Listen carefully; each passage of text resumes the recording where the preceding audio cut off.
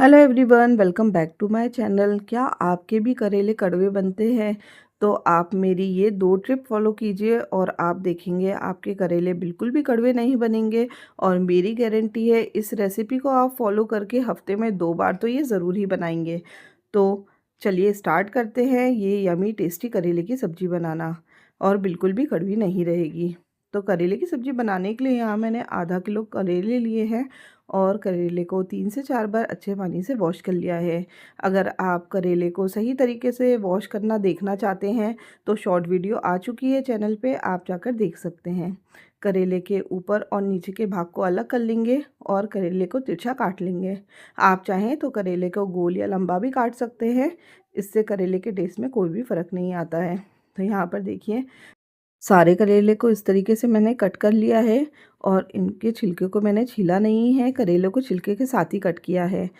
अब जो मेरे पके हुए करेले थे जिनमें बीजे जो थे वो हार्ड थे, तो इस तरीके से सारे बीजों को मैंने निकाल लिया है। और अगर करेले में बीजे ना हो, करेले छोटे और सॉफ्ट हो, तो उनके बीजे आप ऐसे ही रहने दें। तो यहाँ पर देखिए, जो भी पके करेले थे उनके सारे बीजे मैंने अलग कर लिए हैं। इस तरीके से सारे करेले मेरे तैयार हैं। अब करेले को मैंने एक बोल में ट्रांसफ़र कर लिया है। तो यहाँ पर देखिए, अब हम करेले के कड़वेपन को यहाँ दूर करेंगे। आप ट्रस्ट कीजिए, इस तरीके से आप करेले बनाएंगे तो करेले बिल्कुल भी कड़वे नहीं बनेंगे। करेले की कड़वाहट को उतारने के लिए यहाँ मैंने नमक डाला है। तो नमक आप उतना डालें कि सारे करेले अच्छे से नमक में कोट हो जाएं। तो यहाँ पर नमक इस तरीके से चारों तरफ मिलाने के बाद इसे हम ढककर 2 से 3 घंटे के लिए रख देंगे। आप देखेंगे नमक के साथ करेले ने पानी को छोड़ दिया है और जो पानी निकला है वो बहुत ही कड़वा पानी है। तो इसी तरीके से हम इसे ढक देंगे 2 से 3 घंटे के लिए। 2 से 3 घंटे हो चुके हैं। आप देखेंगे करेले ने पानी को छोड़ दिया है। इस पानी को हम करेलों से अलग कर लेंगे और देखिए यहाँ पर कितना पानी निकला है। तो आप देखेंगे इस स्टेज में जो करेले हैं उसकी कड़वाहट बहुत हद तक कम हो गई है। और अब हम इसे 2 से 3 बार साफ़ पानी से धो लेंगे। इससे जो एक्स्ट्रा नमक लगा हुआ है करेले में वो निकल जाएगा। तो यहाँ पर देखिए, इस तरीके से 2 से 3 बार मैंने साफ़ पानी से करेलों को बार बार वॉश कर लिया है। तो करेले बिल्कुल साफ़ हो गए हैं। अब इन करेलों को हमें पकाना है। तो यहाँ पर मैंने एक बर्तन में गर्म पानी कर लिया है और गर्म पानी में इन सारे करेलों को मैंने डाल दिया है। 2 से 3 minute low to medium flame पे करेले को पका लेना है। आप देखेंगे करेले 30% तक पक जाएंगे। आपको ओवर कुक नहीं करना है, नहीं तो जब सब्ज़ी बनाएंगे तो करेले टूटने लगेंगे और सारे मैश हो जाएंगे। तो यहाँ देखिए 2 मिनट हो गए हैं। करेले के पानी को मैंने ड्रेन कर दिया है और अब एक किचन टाल में करेले को हम फैला देंगे और इसके सारे पानी को हम सोख कर देंगे। अगर आपके पास टाइम हो तो आप इसे ऐसे ही खुले पंखे के नीचे रख दें, तो जो करेले का पानी है वो सूख जाएगा। तो यहाँ पर इस तरीके से हल्के हाथों से दबाते हुए पानी को मैंने यहाँ पर अच्छे से क्लीन कर लिया है, मतलब इसका पानी को मैंने यहाँ पर सोख कर लिया है। तो करेले बिल्कुल सूख चुके हैं।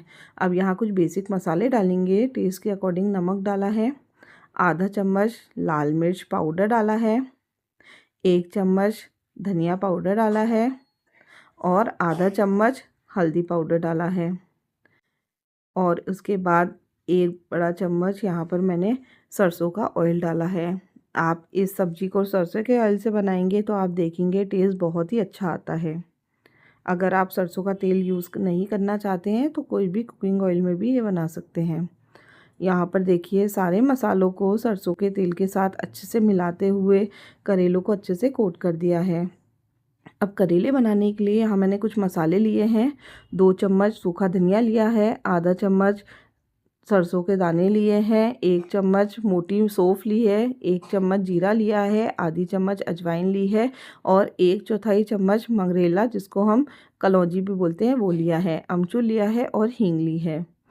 अब हम यहाँ पर सरसों को, सूखे धनिए को और मोटी सौंफ को एक खल में डाल देंगे और इसे दरदरा कूट लेंगे। आप चाहें तो इस प्रोसेस को आप मिक्सर में भी कर सकते हैं। 2 से 3 बार पल्स मोड पे आप चलाएंगे तो ये अच्छे से कुट जाएगी। तो इस तरीके से देखिए यहाँ पे मैंने सारे मसाले को कूट के तैयार कर लिया है। आपको बहुत ज़्यादा बारीक नहीं करना है, सिर्फ इस तरीके से मोटा ही रखना है।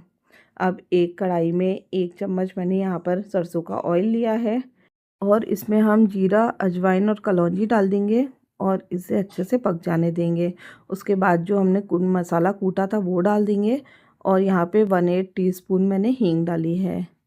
हींग से सब्ज़ी का टेस्ट बहुत ही अच्छा आता है। सारे मसालों को अच्छे से पका लेंगे और उसके बाद जो हमने करेले तैयार किए थे मसाले के साथ, वो हम इसमें डाल देंगे और सारे करेलों को डालने के बाद लो टू मीडियम फ्लेम पे 2 से 3 मिनट तक हम करेलों को इसमें अच्छे से पका लेंगे।